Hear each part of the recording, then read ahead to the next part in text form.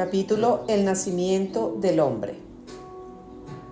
La historia natural del hombre es un registro de hechos y su interpretación en forma de teorías.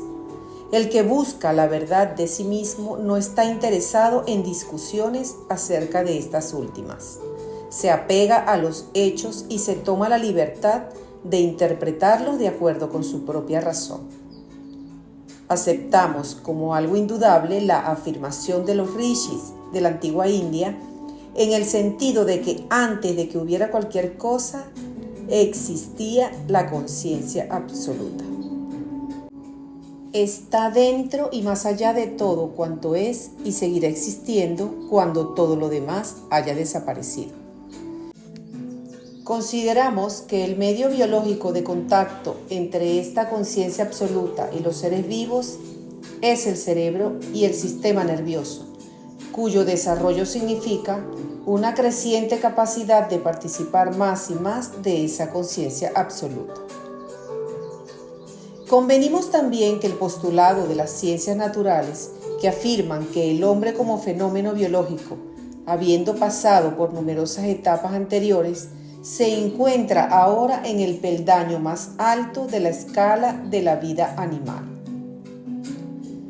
Pero, ¿en qué momento de su evolución fue que se apartó del curso que seguían sus ancestros animales para transformarse en humano? Parece ser que la ciencia jamás ha encontrado una respuesta satisfactoria a esta pregunta. Para el científico, el hombre es simplemente un mamífero, ya que se puede seguir las huellas de su altamente desarrollada capacidad humana hasta llegar a sus antecesores animales, encontrando que la diferencia entre ambos estriba únicamente en el grado de desarrollo.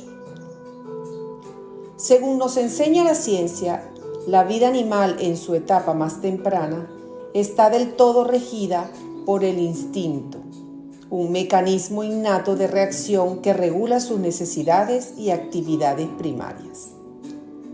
Vivir únicamente por los instintos implica que la criatura no tiene conciencia ni de sí misma ni de su entorno. No obstante, tenemos el caso de la alimentación y de la procreación, dos actividades que hablan a favor de la existencia indudable, si bien sea en su etapa inicial de un sentido de satisfacción, la cual debe ser sentida conscientemente o no captarse en absoluto. Esta sensación es la primera vibración de la conciencia, dentro de la sencilla red de nervios que precede a la formación del cerebro en las formas superiores de vida. Más aún, estos mismos seres vivos absolutamente primitivos no utilizan todo cuanto encuentran para alimentarse, más bien parecen elegir. En consecuencia, debe de haber un leve sentido de la elección aún en sus instintos. ¿No son acaso la discriminación y elección la característica primordial del pensamiento, conservada hasta alcanzar incluso los más altos estratos del pensamiento científico y tecnológico? La última de las facultades latentes en la etapa del comportamiento instintivo es la voluntad, que no es otra cosa que una necesidad innata de actuar. Como necesidad es puro instinto, lo cual implica la inexistencia de conciencia en la criatura. Una vez que se vuelve consciente, es la voluntad. Gracias a la aplicación del proceso de sentir, pensar y actuar durante numerosas edades, aquellas formas primitivas de vida desarrollaron el cerebro y el sistema nervioso que habría de ser el mecanismo biológico de la reacción consciente. Pero no podemos encontrar una línea divisoria definitiva entre las formas de vida humana y animal, ni física ni fisiológicamente, ni tampoco en cuanto a su comportamiento, y ni siquiera en sus facultades de percepción extrasensorial, ya que ésta también se manifiesta con toda claridad en los animales, siempre que esos fenómenos han sido estudiados. Dejemos esos extraños hechos a un lado por el momento y comencemos de nuevo desde otro ángulo. Nos transportamos a la cultura fértil y mágica de la era glacial hace unos 50.000 años. La vida sigue siendo la misma que millones de años antes. Los hombres de la tribu son cazadores y pescadores. Las mujeres recolectan frutas y legumbres silvestres. Pero hay algo más. Apenas recientemente, a principios del siglo XX, se descubrieron de manera accidental ciertas cavernas subterráneas descomunales en España y Francia. Los muros de estas cavernas están cubiertos con maravillosas pinturas de la vida animal de aquella época, 50.000 años atrás, con osos y ciervos, caballos salvajes y bisontes, todos ellos alcanzados por flechas y boomerangs, y en algunos sitios hay hombres cazándolos. Es evidente que estas pinturas, de las que existen miles y miles, en más de 100 de cuevas, representan la sorprendente habilidad de los magos de las tribus de cazadores, que tenía como propósito conjurar el éxito de las expediciones de cacería. Pero, ¿a quién conjuraba el mago?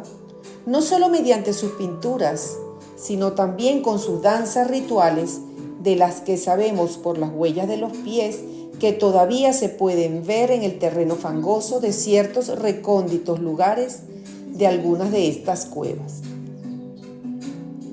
Estas pinturas maravillosas representan la relación de los vivos con los muertos y manifiestan el propósito de solicitarles su ayuda en la cacería.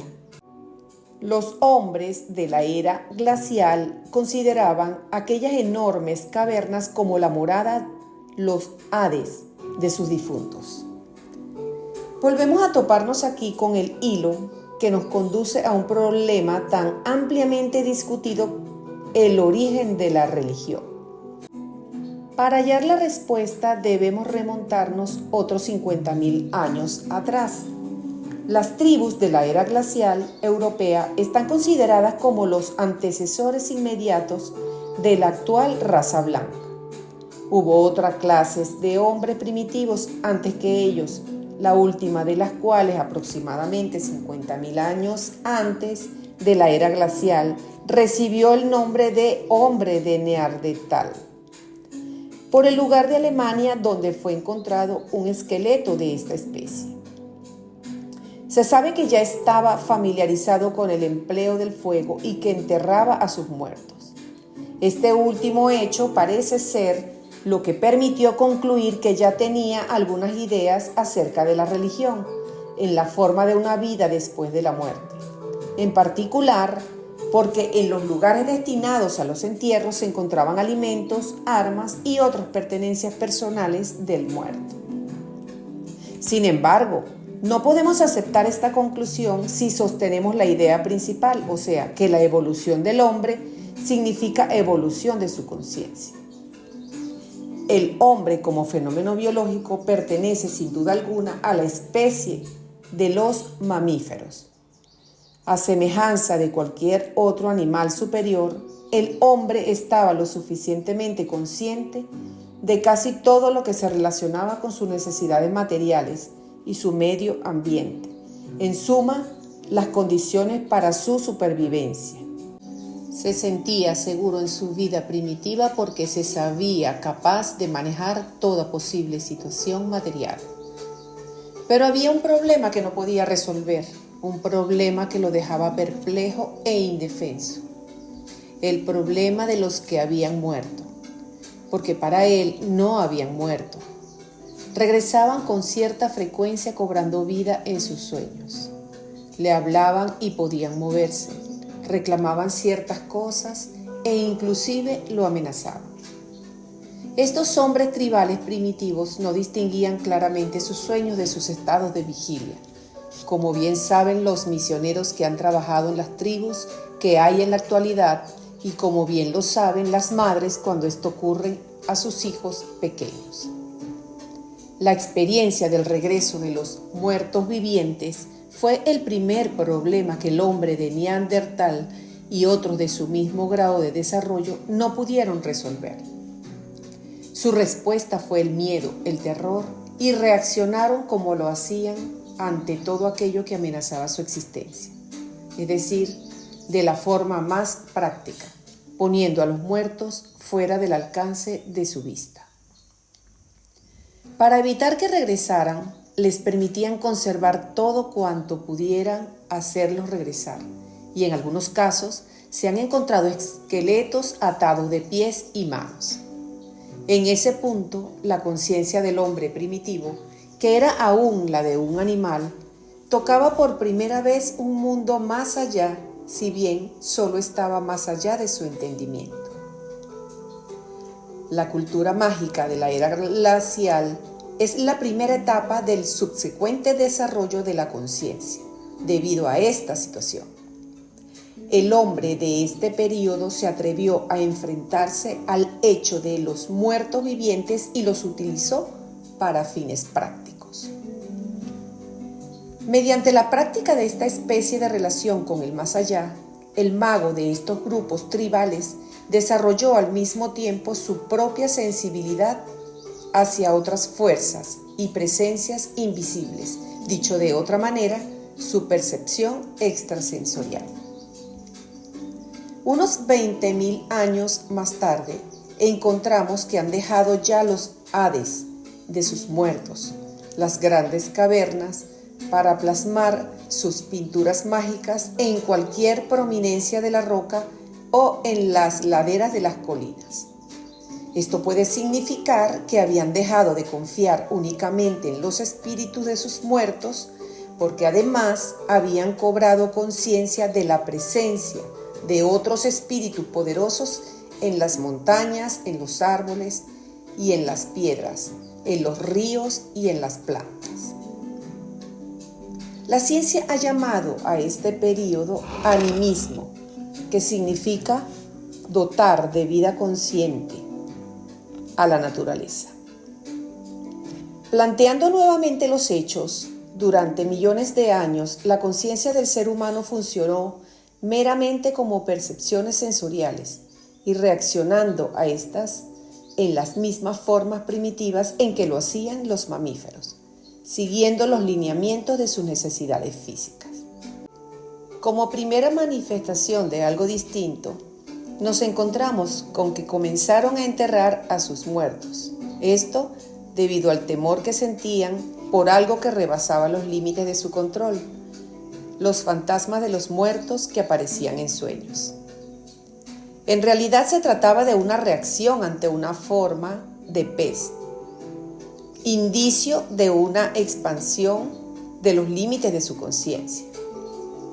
Esto se desarrolló con relativa rapidez, si hemos de compararlo con la lenta evolución anterior para transformarse en la difundida cultura mágica en la que el hombre, o al menos ciertas clases de hombres, alcanzaron cierto grado de dominio sobre este fenómeno.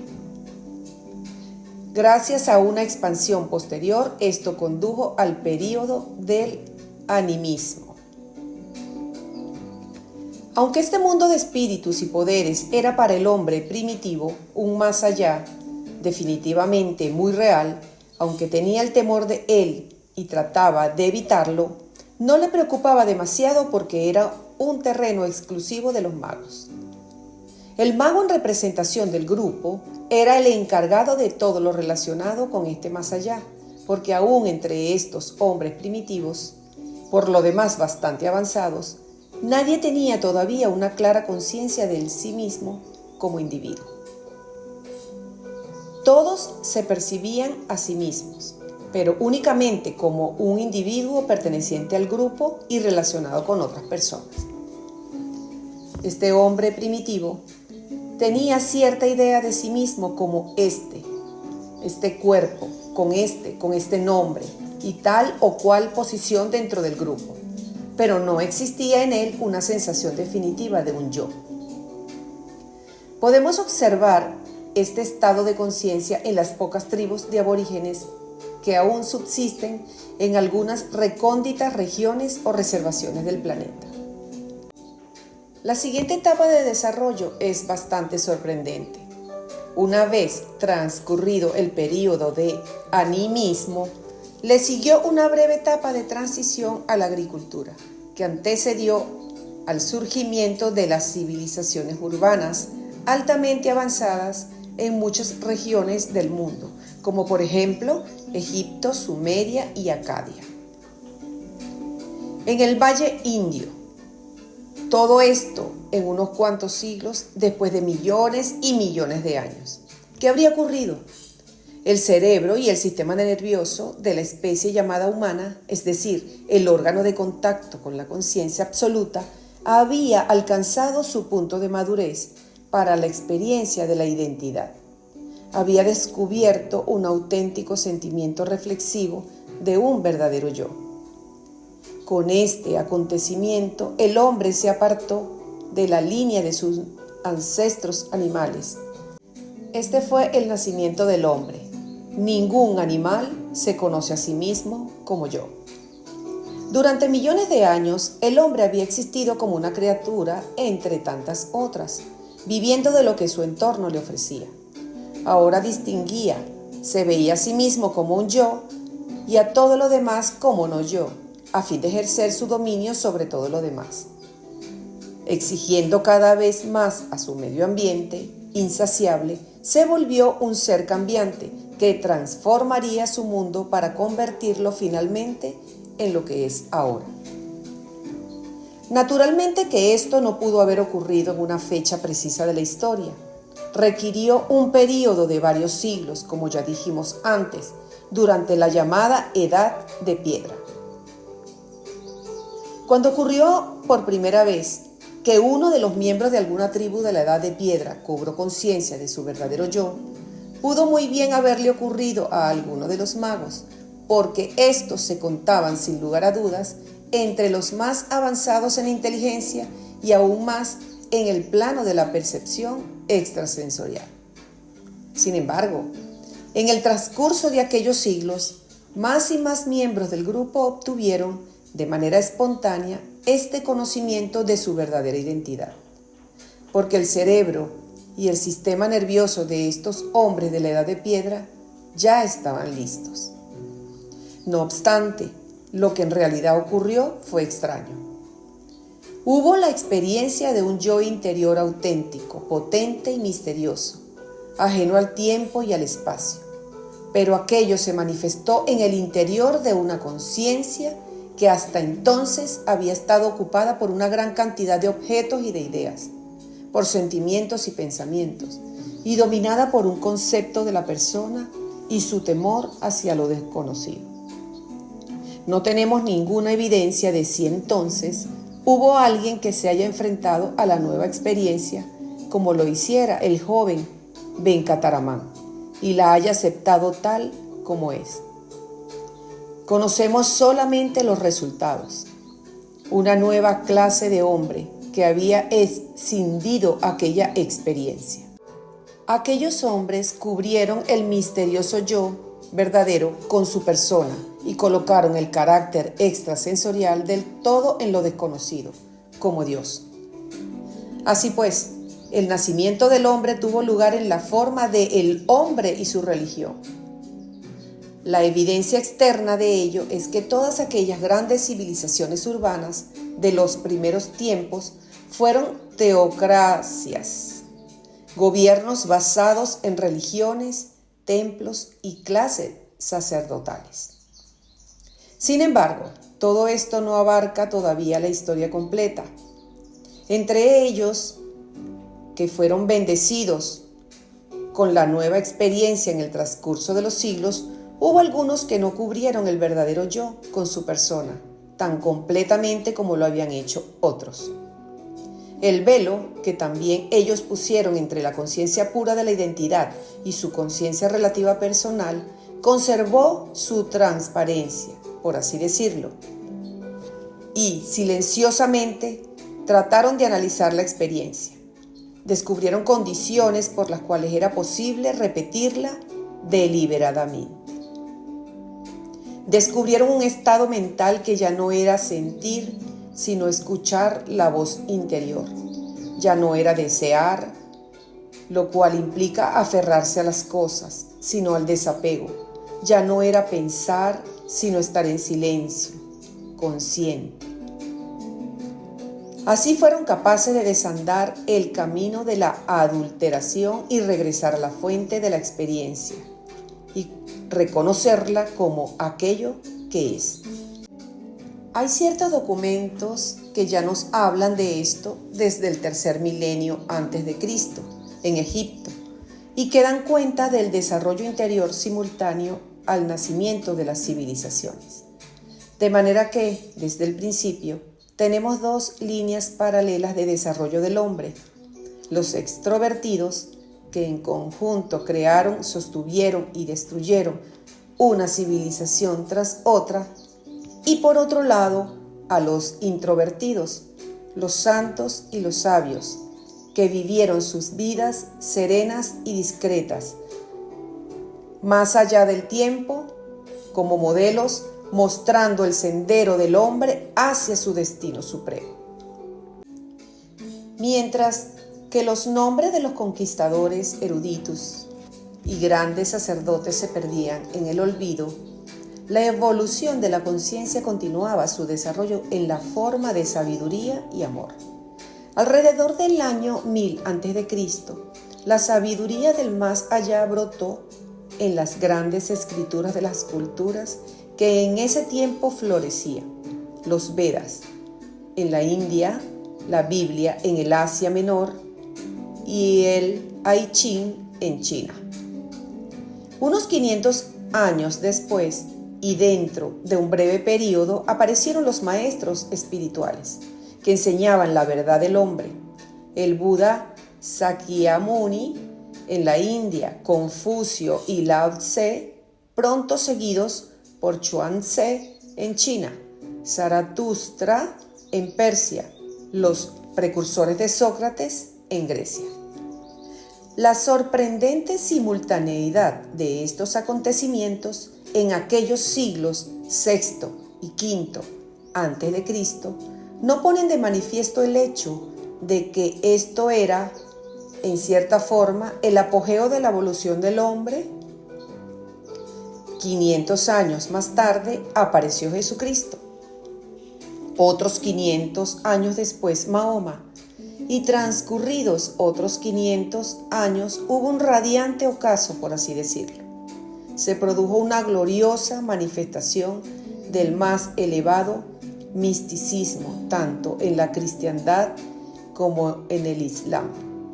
Los maestros espirituales enseñaron la gran experiencia en el budismo zen. La misma verdad fue expuesta como Vedanta Advaita en el hinduismo. Desde entonces han transcurrido casi 1000 años sin que haya ocurrido ningún acontecimiento de semejante valor espiritual. ¿Significa esto una definitiva decadencia espiritual? Bueno, considerémoslo más bien como un indicativo de que los tiempos de una forma organizada y aún colectiva de adoración se han terminado. Según lo mostraremos en breve, en la humanidad contemporánea, cada individuo es llamado a descubrir el más allá dentro de sí mismo, sin sacerdotes, sin templos y sin ceremonias, sencillamente dentro de su propia naturaleza y absolutamente solo. La forma en que responda a este desafío determina la felicidad o la desdicha de su vida futura. Capítulo El Yo y Dios. Cuando Darwin publicó su obra El origen de las especies en 1859, y cuando la apasionada discusión al respecto llegó a su punto culminante, el más importante punto de apoyo para sus desconcertantes teorías acerca de la evolución biológica surgió insospechadamente de otra especialidad científica, el campo de la embriología. Los científicos de esta rama de la ciencia descubrieron que es muy difícil distinguir si un embrión de 3 meses de gestación es de un ser humano, de un perro o de un murciélago. En una etapa posterior de su desarrollo, el feto humano muestra la tendencia a formar branquias como los peces, después una cola y pelo en todo el cuerpo como un simio. Estos hechos sorprendentes condujeron a los estudiosos de las ciencias naturales a la conclusión de que el desarrollo del embrión humano repetía exactamente el desarrollo de la raza humana considerada en conjunto. El científico alemán Haeckel formuló, basándose en este hecho, la ley biogenética fundamental, biogenetismo Grundgesetz. El desarrollo biológico del individuo repite el desarrollo biológico de la especie. Este descubrimiento resultó casi tan sensacional como el de Darwin. Por supuesto que los científicos comenzaron de inmediato a seguir de cerca el sorprendente paralelismo después del nacimiento del niño, pero quedaron desilusionados. Al parecer no había continuidad. En consecuencia, olvidaron la sensacional teoría de la repetición, aunque por supuesto persistían los hechos relativos a las etapas prenatales, como también perduró la ley biogenética fundamental, si bien desde entonces en forma limitada. En realidad, este interesante paralelismo de ninguna manera se detiene con el nacimiento. La razón por la cual no fue percibido consistió en una aplicación equivocada del factor tiempo.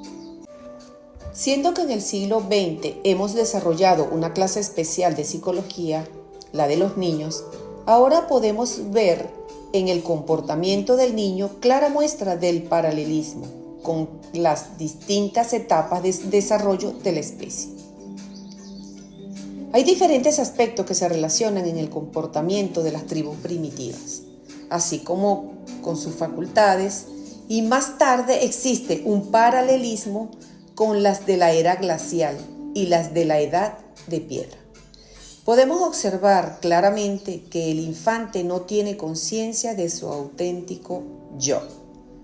Cuando habla acerca de sí mismo, lo hace utilizando su propio nombre. Su juguete no es mi juguete, sino el juguete de Pedro, el juguete de Juan. Cuando comienza a utilizar el yo y el mío, esto no significa una genuina sensación del yo. El niño ha aprendido simplemente a imitar la forma en que los adultos utilizan el lenguaje, el hecho de que todos se señalan a sí mismos cuando dicen yo.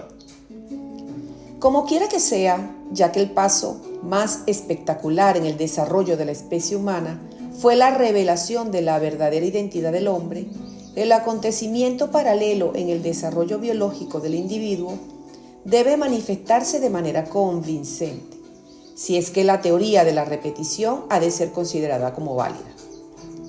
Y así es.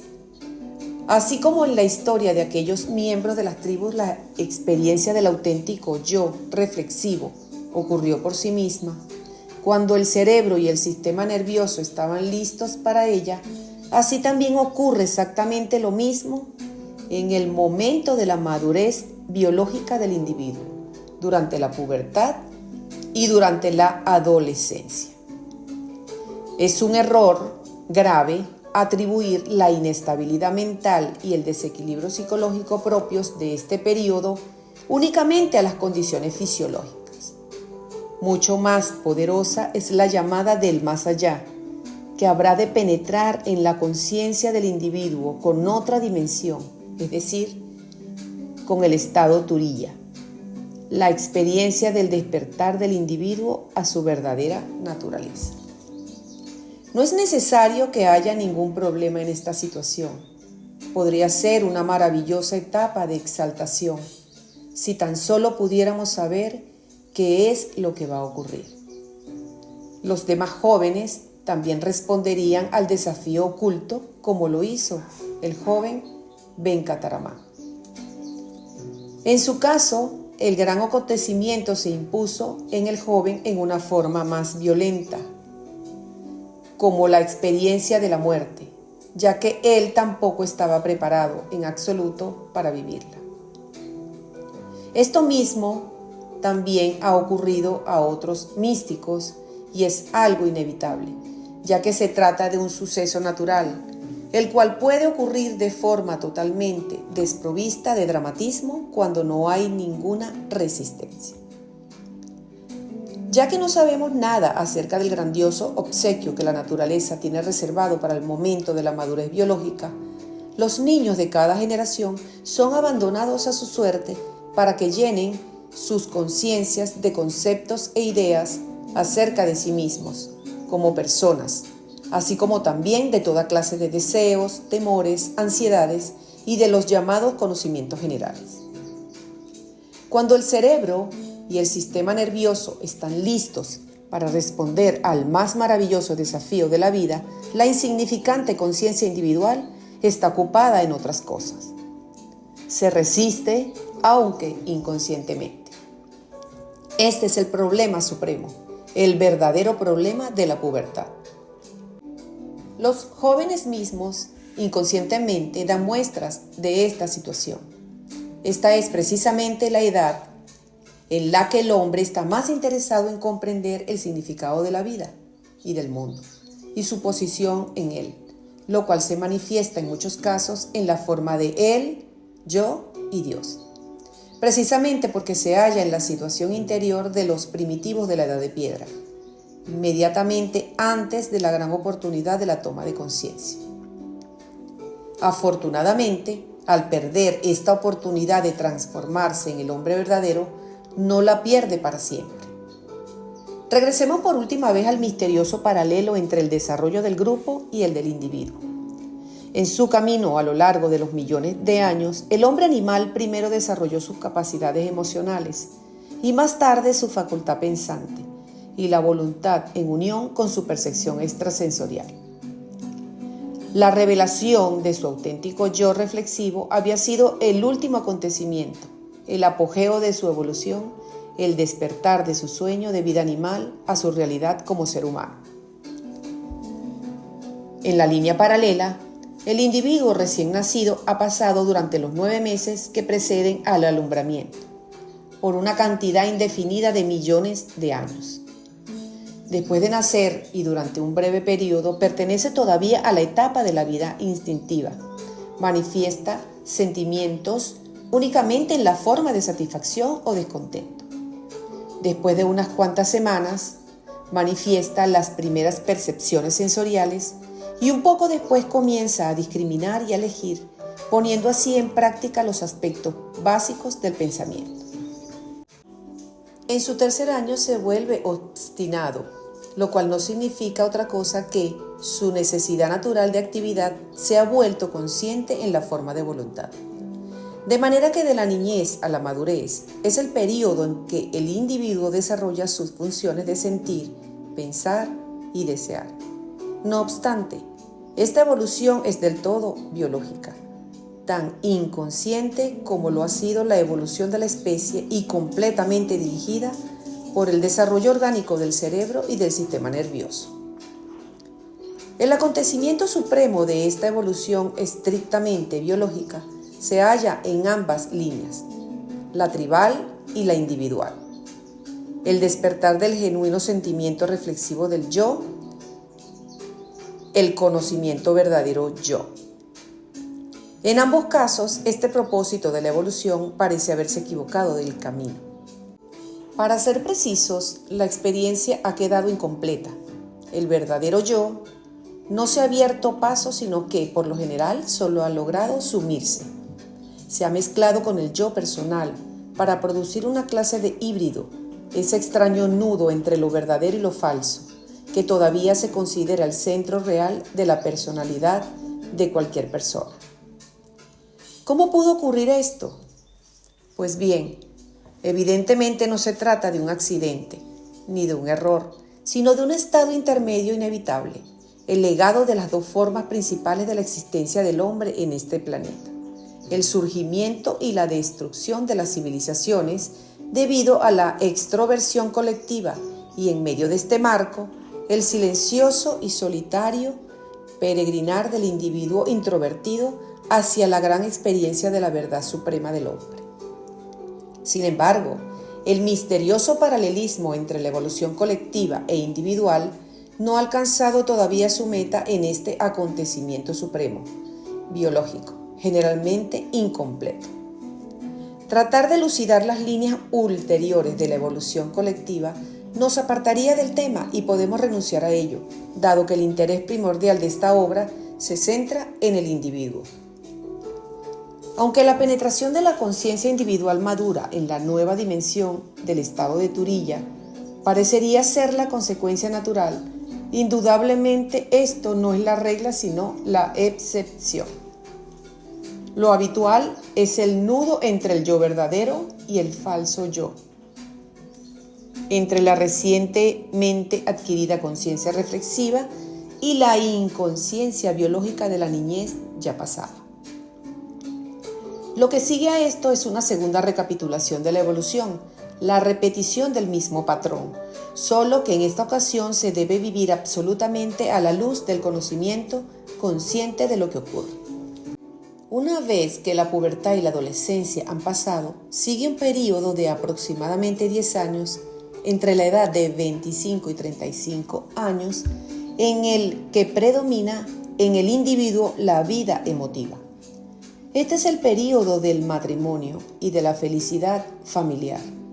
En la siguiente década, entre los 35 y 45 años, los intereses se diversifican, los horizontes y los objetivos se expanden. El intelecto, la mente pensante, toma el mando. Al final de la primera recapitulación, aguardaba el acontecimiento supremo, el nacimiento de la conciencia reflexiva. Pero aún cuando haya sido reconocido como en el caso de las personas con inclinación introspectiva, por lo regular no ocurría que se volviera algo permanente desde la primera vez. Se debe vivir y experimentar esta segunda recapitulación a fin de estabilizar la conciencia reflexiva recientemente descubierta. Este es el verdadero significado de la vida en este mundo. Cuando esto se comprende y se hace verdaderamente, el hombre alcanza en esa edad una segunda etapa de madurez. Cuando se lleva a cabo con la debida disposición, le significará la obtención de aquello, de lo cual el cambio en su conciencia de adolescente fue la promesa espiritual, la gran experiencia de su verdadera naturaleza. Pero esta vez será completa. Esta es la enseñanza de la voz de la naturaleza, que es la misma enseñanza otorgada a los sabios de la antigua India como intuición, a la que dieron la forma de los asramas o etapas de la vida. Los hechos fueron descubiertos y registrados por la ciencia de los siglos XIX y XX. La interpretación es nuestra. La intuición de quienes fueron testigos de la vida de Ramana, la estrella solitaria de Arunachala, la encarnación de esta maravillosa epopeya del verdadero hombre. Capítulo: El regreso a las fuentes. Vichara, la investigación, es el proceso y también la meta. Yo soy es la meta y la realidad última. Mantenerse en ella con esfuerzo es vichara. Si es espontánea y natural, es la realización. La tradición espiritual de la India enseña 4 formas de aproximación al gran despertar, llamado la realización del yo. Estas formas de aproximación no son solo diferentes, sino que incluso parecen contradecirse. Jnana Marga, camino al conocimiento. Bhakti Marga, camino a la devoción. Karma Marga, camino de la acción. Y Yoga Marga, camino de la reunión. En este caso, las apariencias engañan. No solo hay contradicción entre ellas, sino que, de hecho, habrán de ponerse en práctica conjuntamente a fin de lograr su objetivo, como demostraremos más adelante. El Yoga Marga prácticamente no tiene sitio en las enseñanzas de Ramana Maharshi, aunque lo conocía bien y nunca negó su utilidad. Consideraba las técnicas yógicas para el sadhana como un camino indirecto. Uno de sus visitantes le preguntó: ¿un ñani es diferente a un yogi? A lo que él respondió: el Bhagavad Gita dice que un ñani es el verdadero yogi y también el verdadero bhakta. El yoga es solamente un sadhana y ñana es el siddhi. En otra ocasión se le preguntó: ¿es necesario el yoga? Y él respondió: es sadhana. No será necesario una vez que se ha alcanzado el ñana. Todos los sadhanas son llamados yogas.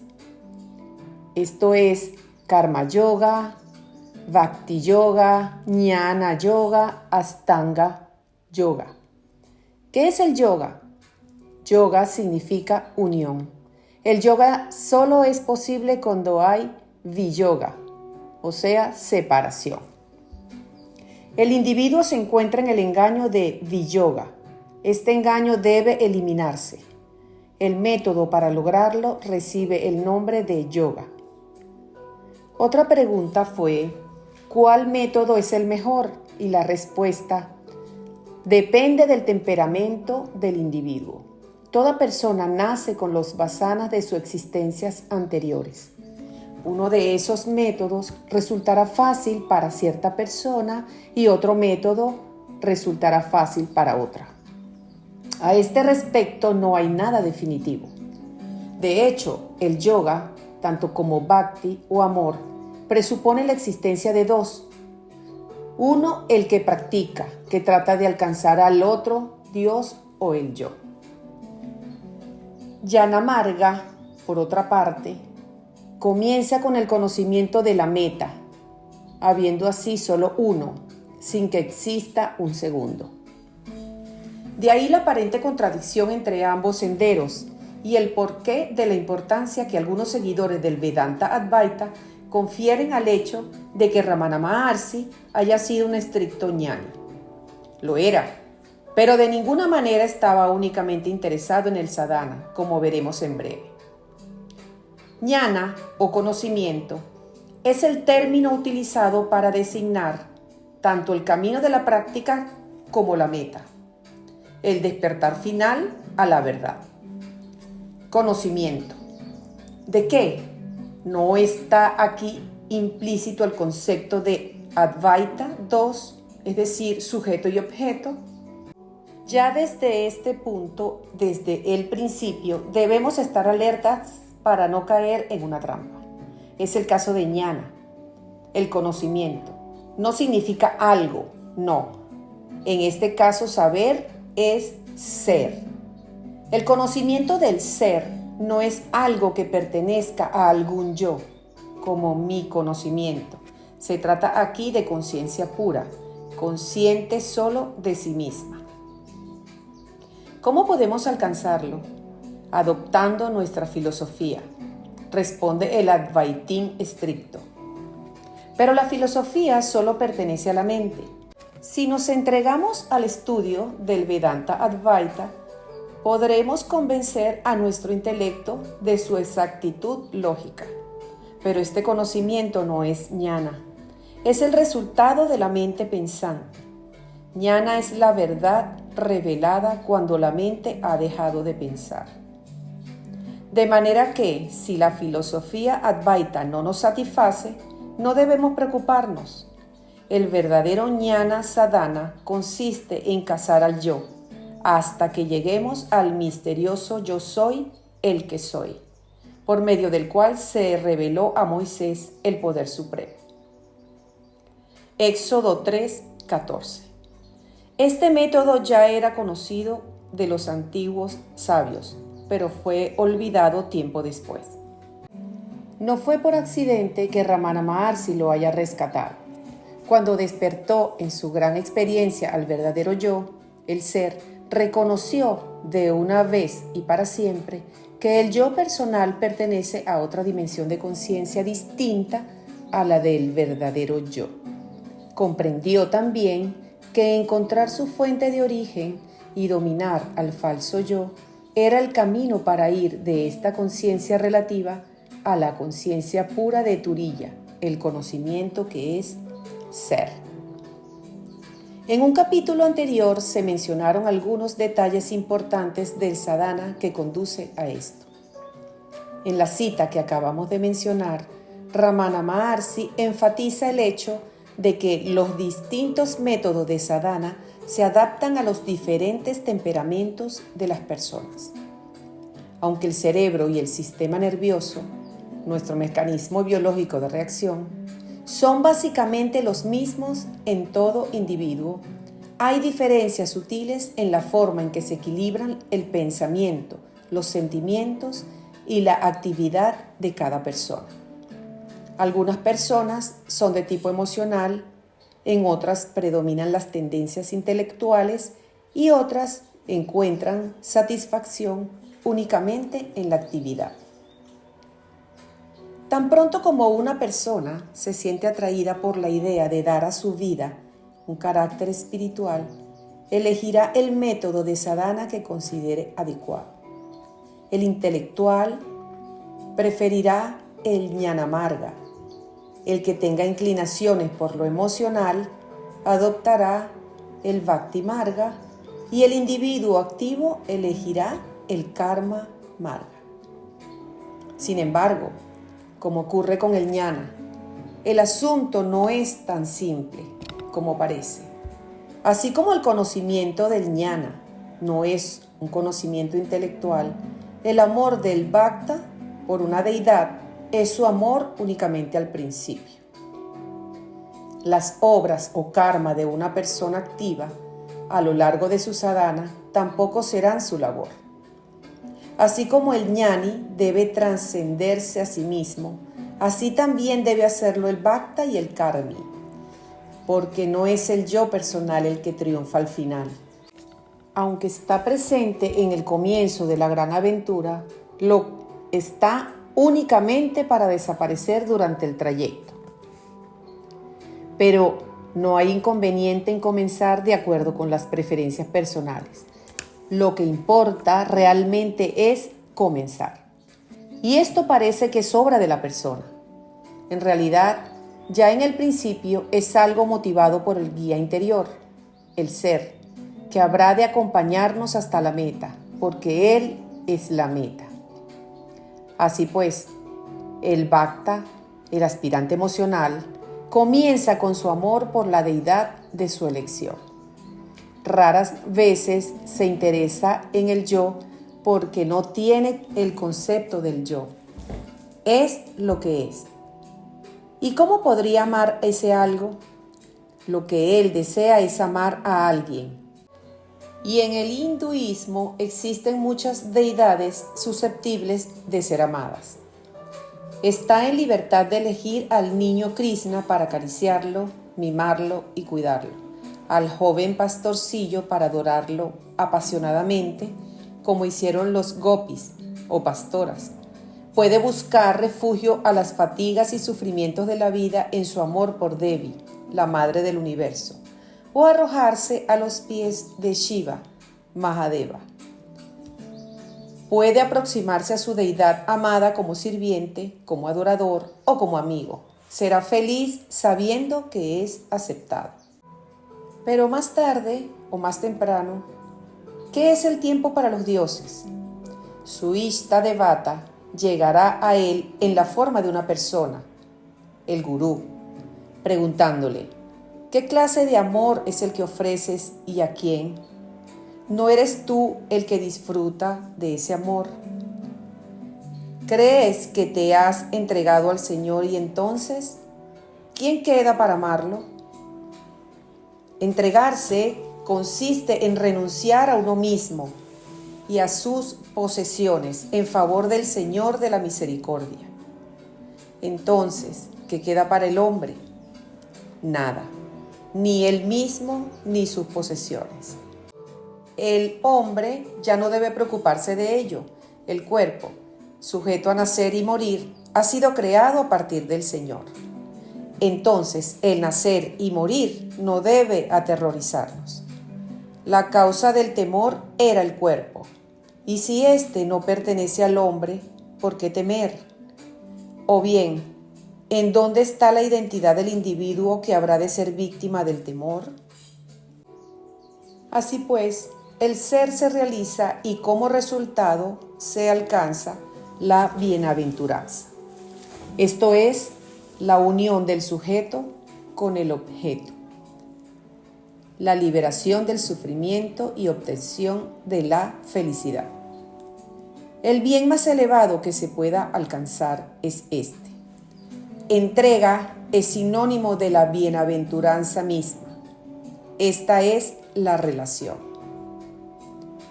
A un devoto que anhelaba la visión del amado, a él entrégate y vive de acuerdo con su voluntad, ya sea que se aparezca ante ti o se desvanezca. Trata de agradarlo.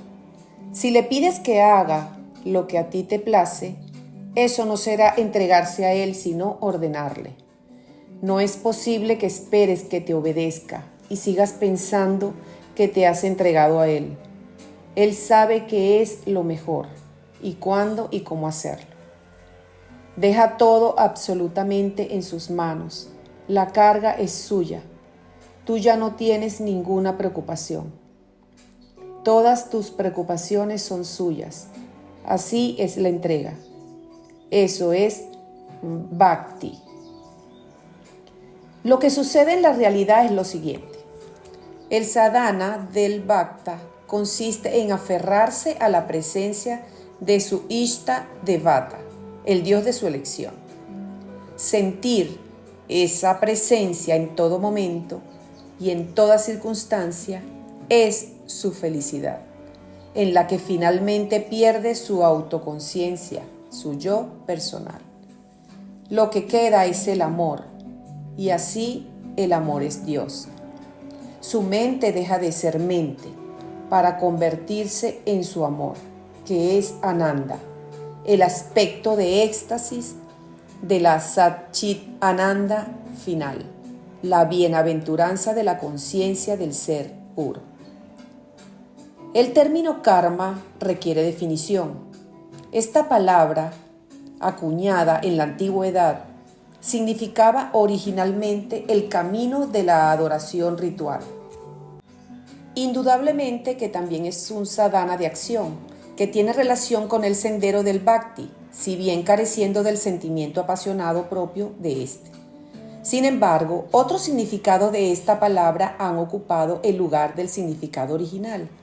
Un significado muy importante de karma se refiere a la relación de causa y efecto, al respecto de la hipótesis de renacimiento. En el contexto de esta obra utilizamos todavía otro significado, el de actividad, es decir, trabajo en un sentido general. Así pues, el individuo que pueda ser catalogado como de un carácter predominantemente activo, generalmente no se interesa en los asuntos del espíritu, será más bien extrovertido, es decir, que se manifiesta hacia el exterior. No obstante, en un sentido más amplio, cualquier persona debe ser activa, ya sea en bien de su propio sostenimiento y el de su familia, o ya sea únicamente para mantener su cuerpo vivo y funcionando, como es el caso de los santos y los sabios. Esta actividad puede significar un obstáculo importante en el camino espiritual del jnani, así como también en el de bhakta. La dificultad con el karma surge cuando el hombre cree que es el hacedor. En esto consiste el error. El poder supremo es lo que está detrás de todo y el hombre es solamente un instrumento. Si acepta esta posición, se librará de todo problema. De no ser así, los propiciará. Tomemos como ejemplo las figuras en las torres de los templos, que están hechas para dar la impresión de sostener todo el peso de la torre sobre sus hombros. Su postura y su apariencia representan el enorme esfuerzo necesario para sostener el monumental peso de la torre. Pero pensemos, la torre está construida sobre el terreno y descansa sobre sus propios cimientos. La figura como Atlas sosteniendo el mundo, es parte de la torre, pero está construida para aparentar que está cargando la torre. ¿No es curioso esto? Ocurre lo mismo al hombre que se echa a cuestas el sentimiento de ser el hacedor.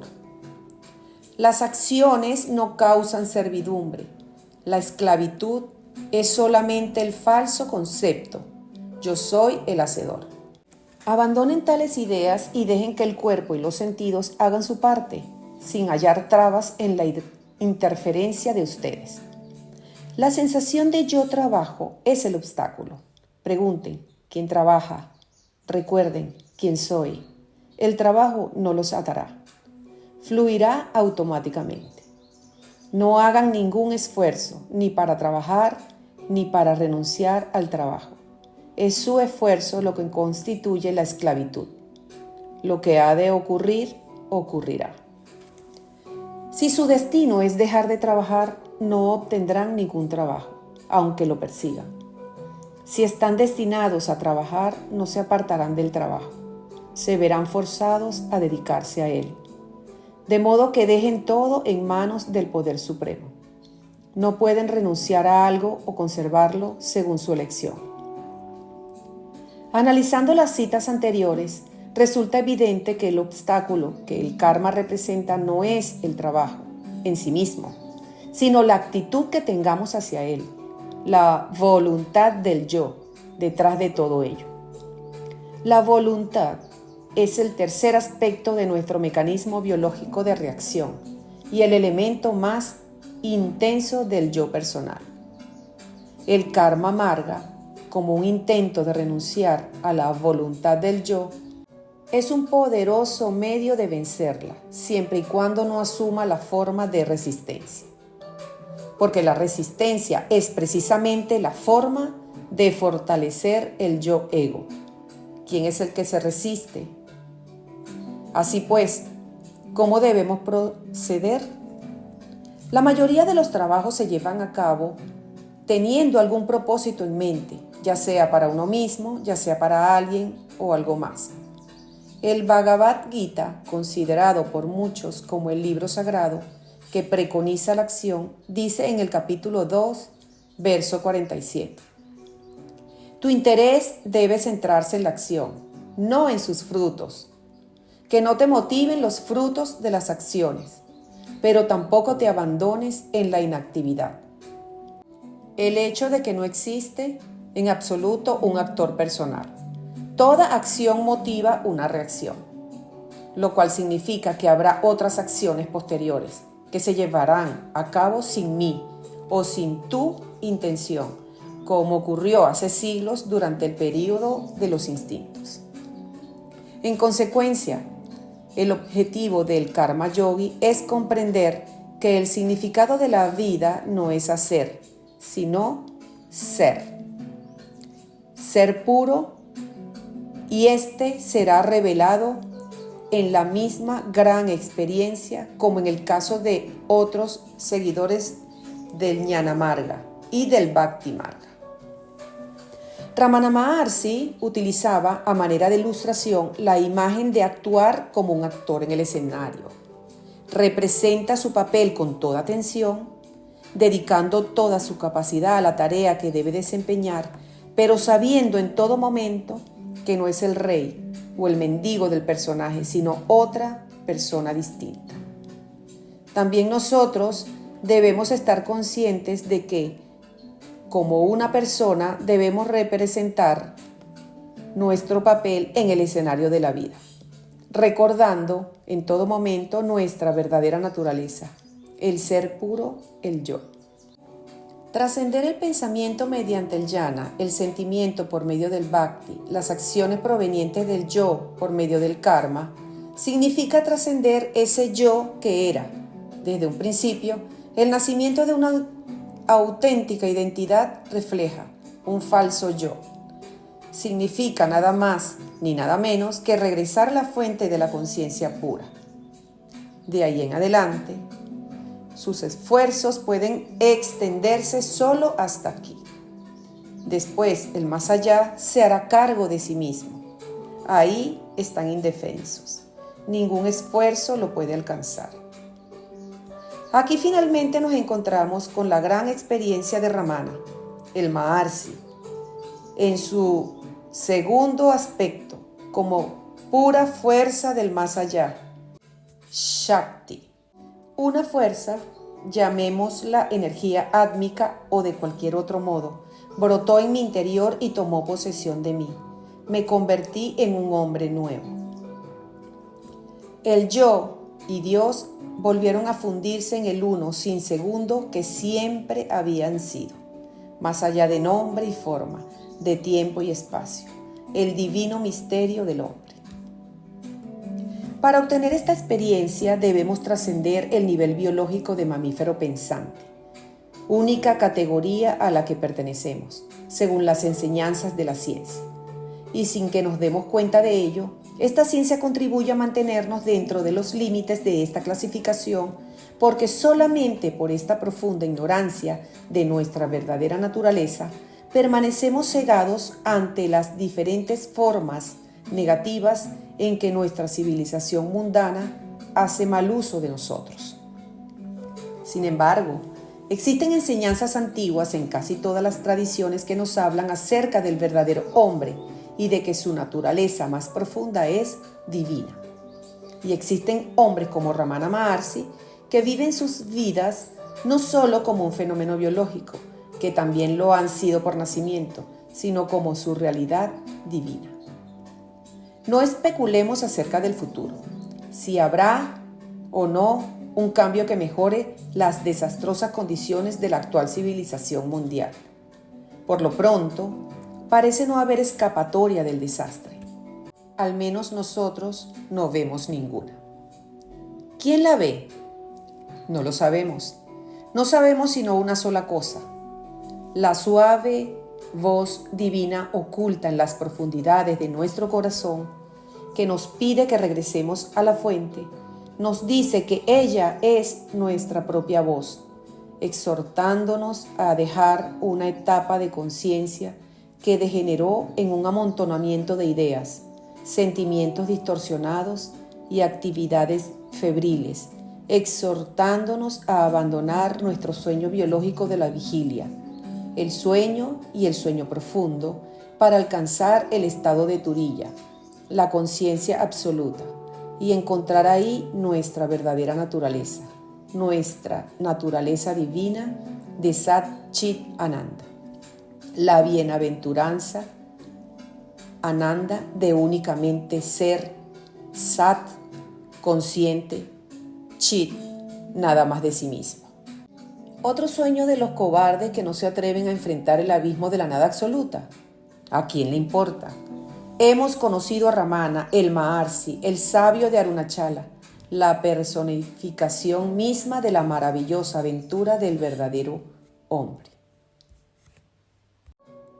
Capítulo Así hablaba Ramana. Veamos. El que elimina todos los no-yoes no puede eliminar el yo. Decir, no soy esto o soy aquello, requiere de la existencia de un yo.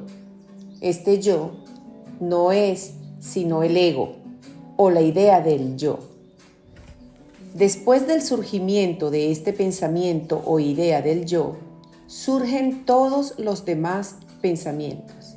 En consecuencia, la idea del yo es el pensamiento raíz.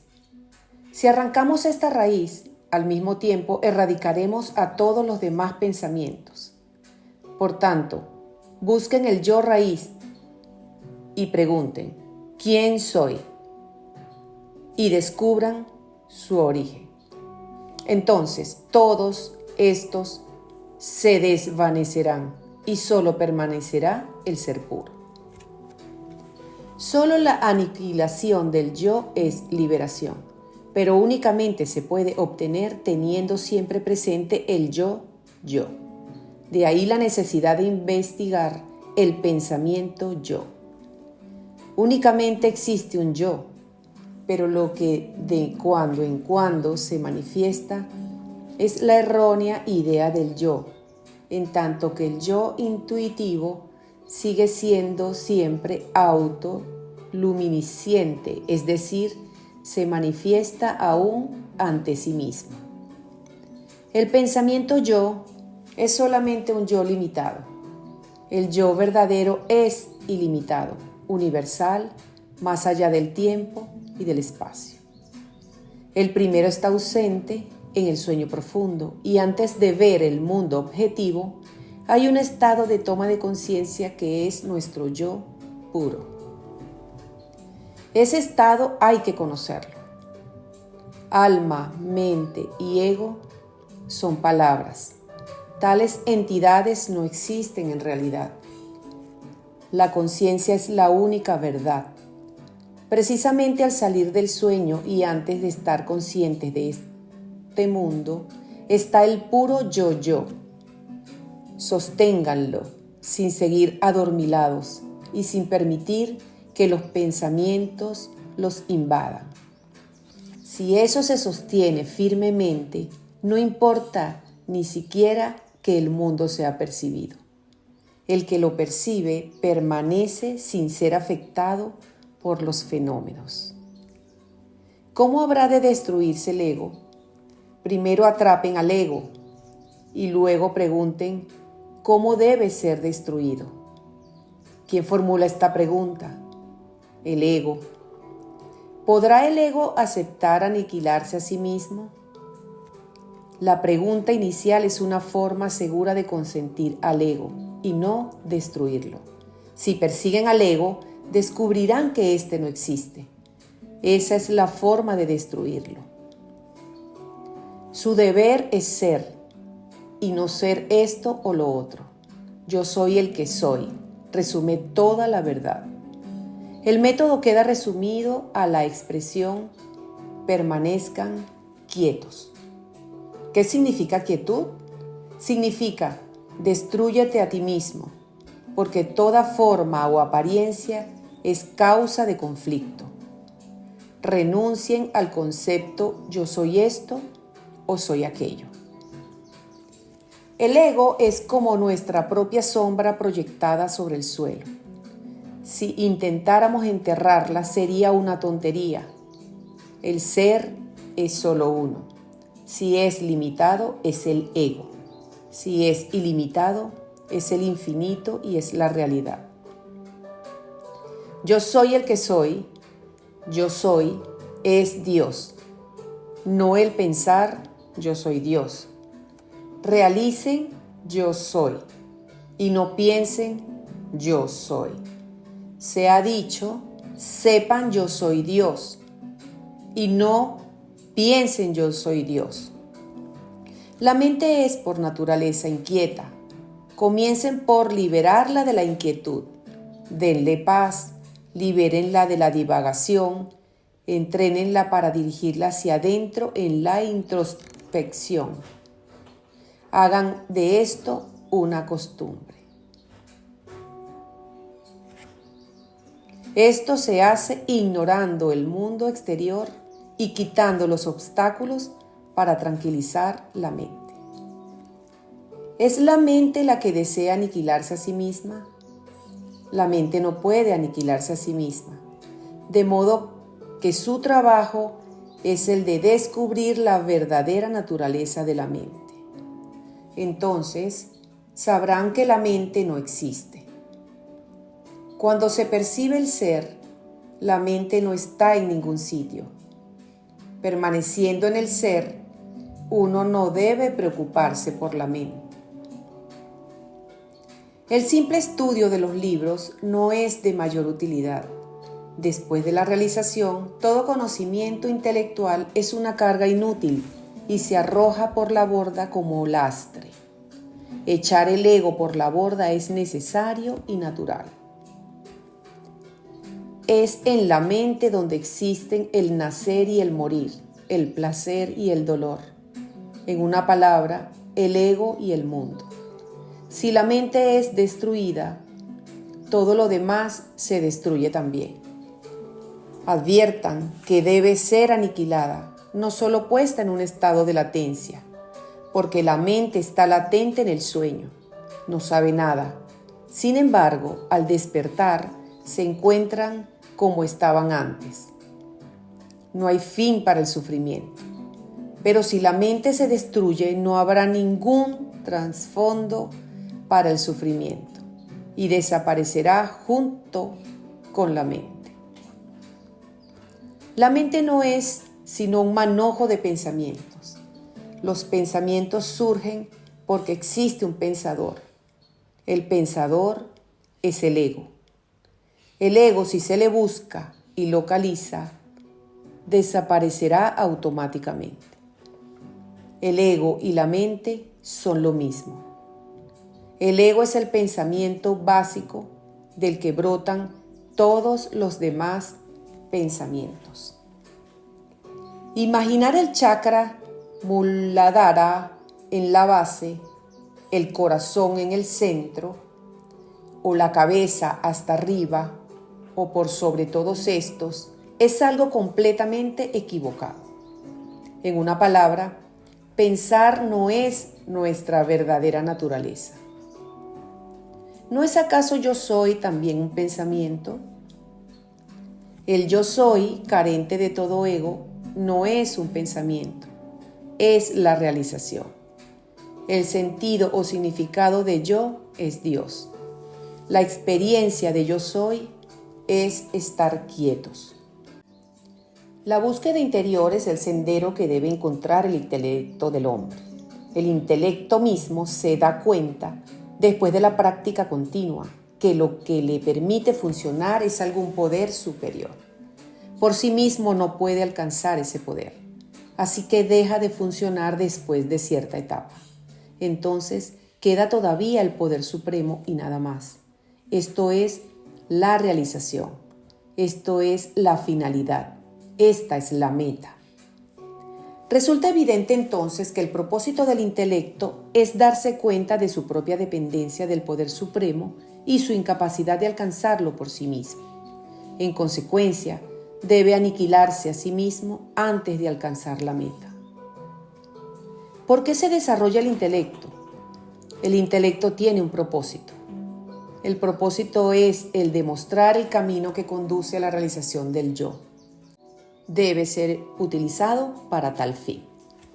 La mente se serena por un breve tiempo y luego vuelve a brotar. ¿Qué se debe hacer?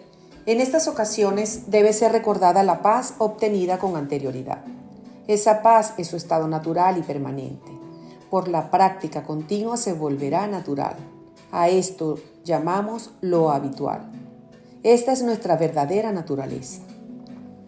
La gente cree que la libertad o mosca está en algún sitio remoto y que debe tratar de llegar a ella. Se equivoca. La libertad no es más que conocer el yo que está en el interior de ustedes mismos. Concéntrense y lo obtendrán. Quédense quietos y sepan que yo soy Dios. Estar quieto es no pensar. Saber y no pensar. Esa es la palabra. La soledad está dentro de la mente del hombre. Alguien puede estar en el torbellino del mundo y conservar la serenidad en la mente. Tal persona estará en soledad. Otro puede estar en el bosque y sin embargo puede ser incapaz de controlar su mente. De este no se puede decir que esté en soledad. La soledad es una función de la mente. Un hombre apegado al deseo no alcanzará la soledad, no importa en dónde esté. El hombre desapegado siempre está en soledad. Jamás podrán encontrar la mente por medio de la mente. Vayan más allá de ella a fin de descubrir su no existencia. Los pensamientos no concuerdan con la realización. El estado correcto es el que excluye toda idea de pensamiento de nosotros mismos y toda clase de ideas. El pensamiento es una cosa y la realización es otra totalmente diferente. Debe quedar absolutamente claro que la meditación no está prohibida en la ausencia de asanas, horarios fijos o cualquier otro elemento secundario similar. No existe el ñana o comúnmente se entiende. Los conceptos habituales de ñana y añana solo son relativos y falsos. No son reales y en consecuencia no son permanentes. El verdadero estado es el yo no dual. Es eterno y constante, ya sea que estemos conscientes o no. El ñana, una vez revelado, requiere de cierto tiempo para afirmarse. El yo está, indudablemente, dentro de la experiencia directa de cada quien, pero no como nos lo imaginamos, es únicamente como es. Se dice que la experiencia es temporal o permanente. La primera experiencia es transitoria y puede volverse permanente por medio de la concentración. En la primera, la esclavitud no se destruye del todo, permanece en estado sutil y se reafirma a su debido tiempo. Pero en la segunda, raíz y ramas son destruidas para nunca volver a aparecer. No hay investigación del Atman. La investigación solo puede tener por objeto el no yo. Únicamente es posible la eliminación del no yo.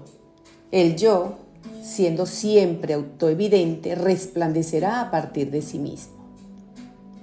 Jnana Marga y Bhakti Marga son una y la misma cosa. La entrega de uno mismo lleva a la realización tanto como la indagación. La absoluta entrega de uno mismo significa que no queda en nosotros ningún pensamiento del yo. Entonces, todos nuestros vasanas serán anulados y seremos libres. No habremos de continuar como una entidad independiente al final de cualquiera de estos caminos. Entrega incondicional. Habrá que hacer una de estas dos cosas, ya sea entregarnos porque admitimos nuestra incapacidad y que requerimos de un poder superior que nos ayude, o investigar la causa del sufrimiento, remontarse a la fuente y fusionarse en el yo. Cualquiera de estos caminos nos librará del sufrimiento. Dios nunca desampara a quien se ha entregado. Entregarse es abandonarse a la fuente original del propio ser.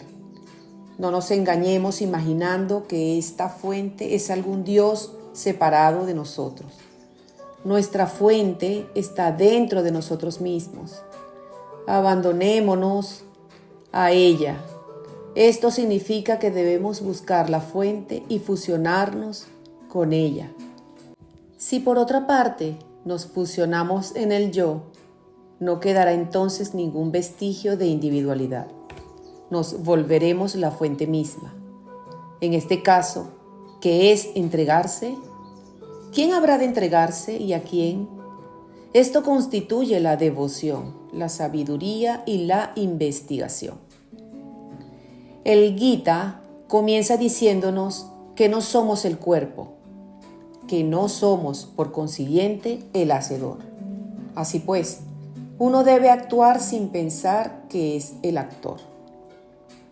Los actos se suceden a pesar de esta carencia de ego. La persona se ha manifestado con cierto propósito. Ese propósito habrá de lograrse ya sea que la persona se considere el actor o no. ¿Cómo sabremos si las acciones son nuestras o no lo son? Si los frutos de las acciones no afectan a la persona, se habrá librado de las acciones. El único e infinito absoluto, indivisible, toma conciencia de sí mismo como yo. Este es el nombre original. Cualquier otro nombre, como por ejemplo Om, son brotes posteriores. La liberación es permanecer consciente únicamente del yo. Yo soy Brahman. Es el Mahavaka que lo avala. Aunque siempre tenemos una experiencia del yo, de todos modos nuestra atención siempre debe centrarse en él. Entonces, solo el conocimiento brillará. De ahí la necesidad de aprender de los Upanishads y de los grandes sabios. La verdad fundamental es muy simple. No es nada más que estar en el estado prístino. Esto es todo cuanto hay que decir. La realidad solo es una. ¿Cómo se puede realizar o experimentar? La realización es, así, una ilusión. La práctica parece ser necesaria, pero ¿quién es el que la practica? Buscando al hacedor, el acto y todo lo demás desaparece. Más aún, si la realización no se encuentra presente aquí y ahora, ¿cómo puede de pronto ser de alguna utilidad? Experimenten lo que está presente aquí y ahora. Los sabios así lo hicieron antes y así lo siguen haciendo y nada más. Es por esto que dicen que les parece ser algo enteramente nuevo, antes velada por la ignorancia y luego revelada. La realidad se nos presenta como si se experimentara por primera vez, pero no es nueva. Vaita y Advaita son términos relativos. Se basan en el concepto de la dualidad. El yo es como es. No hay Advaita ni Vaita. Yo soy el que soy. El único ser es el yo. Nuestros esfuerzos están encaminados únicamente a destruir nuestra ignorancia. Una vez logrado esto, se interrumpen y se descubre el verdadero yo, y sabemos que siempre estará ahí. No hace falta ningún esfuerzo para continuar siendo el yo. La verdad es que el yo es constante y es conciencia ininterrumpida. El objeto de la investigación es descubrir la verdadera naturaleza del yo como conciencia. Practiquemos la investigación mientras percibamos que hay separatividad. Una vez alcanzada la realización, ya no habrá necesidad para la investigación. Tampoco surgirá la pregunta. ¿Puede la conciencia llegar a pensar en preguntarse quién es el que está consciente? La conciencia permanece pura y simple. El yo es conocido de todos, pero no con claridad. Ustedes siempre existen. Su verdadero ser es el yo. Yo soy es el nombre de Dios.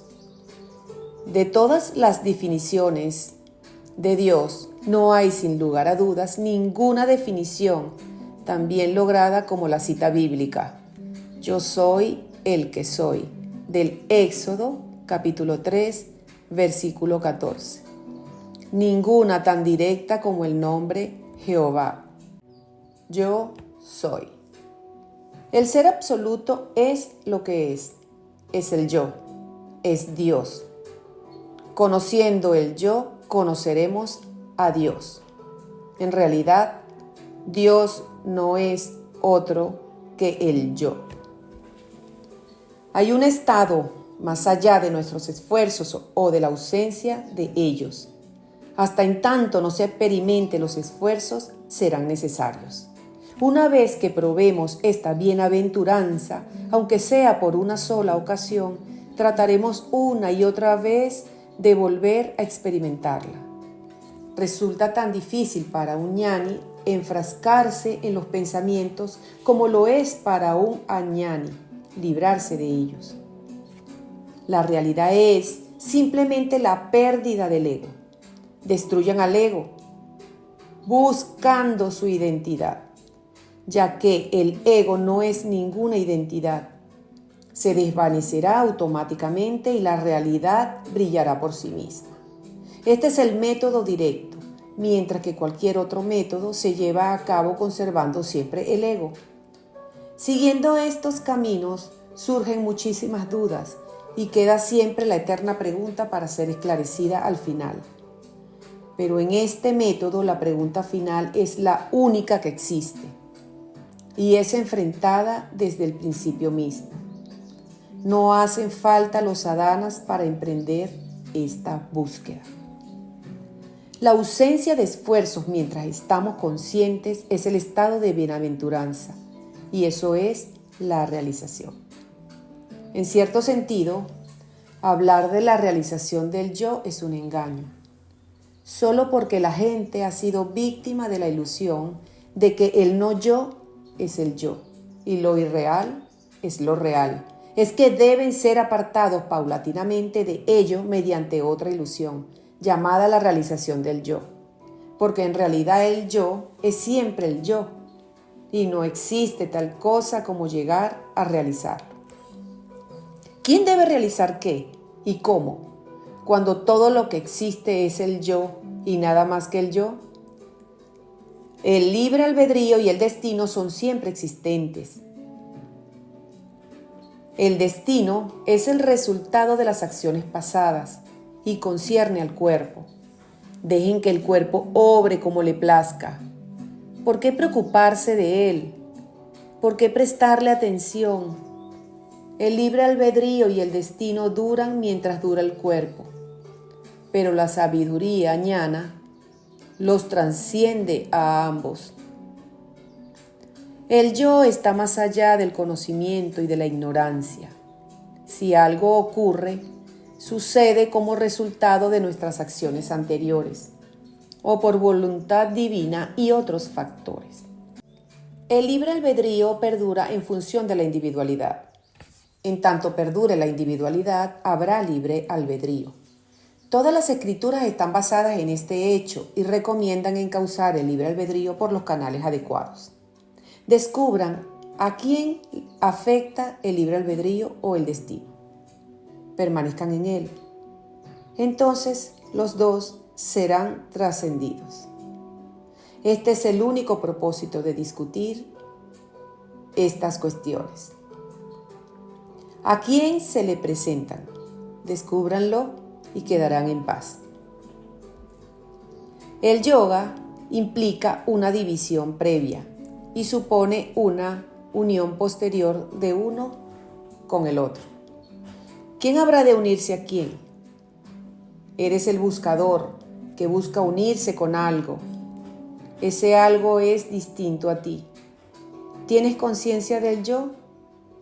Búscalo y sé él. Eso habrá de expandirse como el infinito. Entonces ya no habrá lugar para el yoga, etc.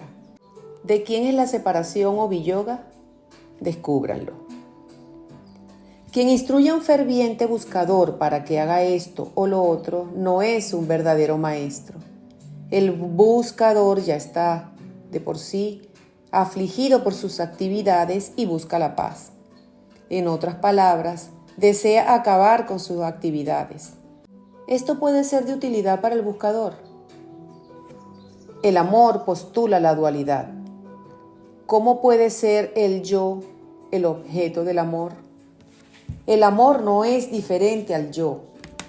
El amor hacia un objeto es de un orden inferior y no puede perdurar, mientras que el yo es amor. En otras palabras, Dios es amor. Vuelvan la vista hacia el interior y el mundo entero se llenará del Espíritu Supremo. Se dice que el mundo es ilusión. La ilusión es realmente verdad. Aún las ciencias materialistas sitúan el origen del universo en alguna materia primordial, muy sutil, sumamente sutil. Dios es el mismo, tanto para aquellos que dicen que el mundo es real como para sus oponentes. Su punto de vista es diferente. No es necesario que se enfrasquen en tales discusiones. La meta es una y la misma para todos. Búsquenla. La Biblia dice: aquietaos y sabed que yo soy Dios. Esto es en el Salmo 46, versículo 9. La quietud es el único requisito para la realización del yo como Dios. Brahmacharya es vivir en Brahman. No tiene relación con el celibato, como comúnmente se cree. Un verdadero Brahmachari se encuentra en éxtasis en el Brahman, que es lo mismo que el yo. ¿Por qué buscar entonces otras fuentes de felicidad? De hecho, haber salido del yo ha sido la causa de todo sufrimiento. Cuando hay contacto con cierta clase deseable de recuerdo, o cuando nos libramos de un contacto o recuerdo indeseable, decimos que hay felicidad.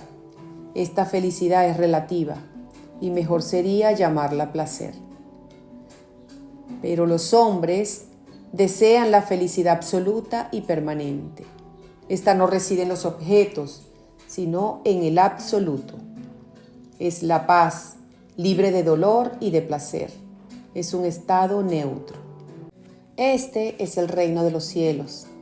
El reino de los cielos que menciona la Biblia y este mundo no son dos regiones distintas. El reino está dentro de vosotros, dice la Biblia, y así es. Quien ha alcanzado la realización ve esto como el reino de los cielos, en tanto que los otros lo ven como este mundo. La diferencia estriba solamente en el punto de vista. Nirvana es perfección. En el estado perfecto no hay ni sujeto ni objeto. No hay nada que ver, nada que sentir, nada que saber. Buscar y saber son las funciones de la mente.